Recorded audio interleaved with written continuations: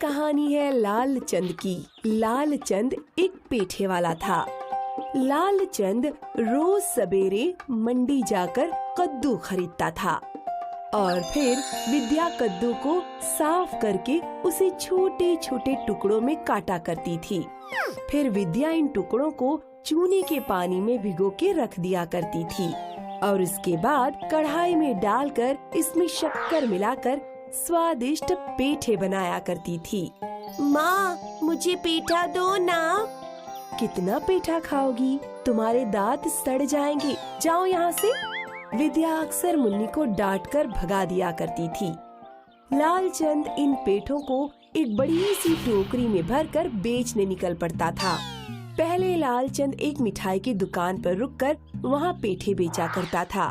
फिर वो एक स्कूल के बाहर बैठ जाया करता था। काका, मुझे 5 रुपए के पेठे दो ना। और मुझे 2 रुपए के। ऐसा करते करते अक्सर लालचंद के सारे पेठे बिक जाया करते थे, लेकिन कभी कभार कुछ रह जाते थे।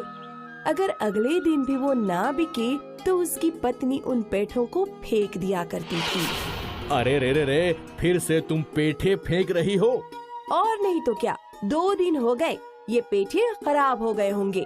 कुछ खराब नहीं होता, ये पेठे 3-4 दिन चल सकते हैं। नहीं, ऐसा नहीं है। अगर ज्यादा बासी पेठे बेचोगे तो लोग बीमार हो जाएंगे। तुम मुझे मत सिखाओ। अक्सर लालचंद और विद्या की इस मामले में बहस हुआ करती थी। एक दिन की बात है, लालचंद के कुछ पेठे बच गए। अब विद्या देखेगी तो इन्हें फेंक देगी। मैं एक काम करता हूँ, इन्हें एक टोकरी में भरकर खेत के नीचे रख देता हूँ, इससे उसका ध्यान इस पर नहीं जाएगा। लालचंद ने पेठों को एक छोटी टोकरी में भरकर खाट के नीचे छिपा दिया। फिर वो वहाँ से चला गया। कुछ देर बाद नन्ही मुन्नी खेलते खेलते वहाँ आई। मुन्नी अपने बॉल के साथ खेल रही थी। उसका बॉल लुढ़कता लुढ़कता खाट के नीचे चला गया। अरे, कहाँ है? बॉल ढूंढते वक्त मुन्नी की नजर टोकरी पर पड़ी। हाँ, इस टोकरी में क्या है? मुन्नी ने वो टोकरी निकाली और पेठे देखकर बहुत खुश हुई। अरे वाह, इतने सारे पेठे! माँ तो मुझे पेठे खाने को ही नहीं देती। अब मैं ये सारे खा जाऊंगी। मुन्नी वहीं बैठकर पेठे खाने लगी। उसने बहुत सारे पेठे खा लिए। दरवाजे पर आवाज सुनकर मुन्नी ने टोकरी छिपा दी और बॉल से खेलने लगी। कुछ समय बाद मुन्नी को अजीब लगने लगा।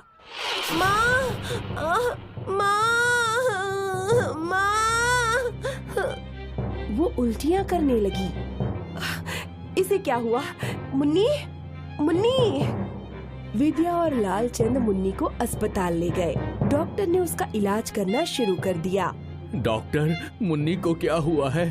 Food poisoning. उसने कुछ खराब चीजें खाई हैं। जहाँ तक मैं बता सकता हूँ, उसने बहुत सारे पेठे खाए हैं। पेठे? लेकिन मैं तो इसे पेठे देती ही नहीं हूँ। तब लालचंद को अपनी गलती समझ आई। उसने अपनी पत्नी को सब कुछ बता दिया।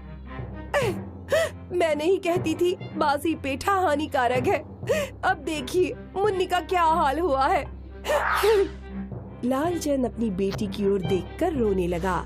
कुछ दिनों बाद मुन्नी ठीक हो गई और उसे घर ले आए। विद्या, आज से मैं कभी भी बासी पेठे नहीं बेचूंगा। जैसा हमारी मुन्नी के साथ हुआ वैसा किसी बच्चे के साथ नहीं होना चाहिए। और उस दिन से उसने सिर्फ ताजे पेठे बेचे और जो बच जाया करते थे वो उन्हें खुद कूड़े में फेंका करता था। तो बच्चों, ये कहानी हमें ये सिखाती है कि दूसरों के लिए गड्ढा खोदने पर इंसान उसमें खुद ही गिर जाता है। जैसे लालचंद का लालच उसी पर भारी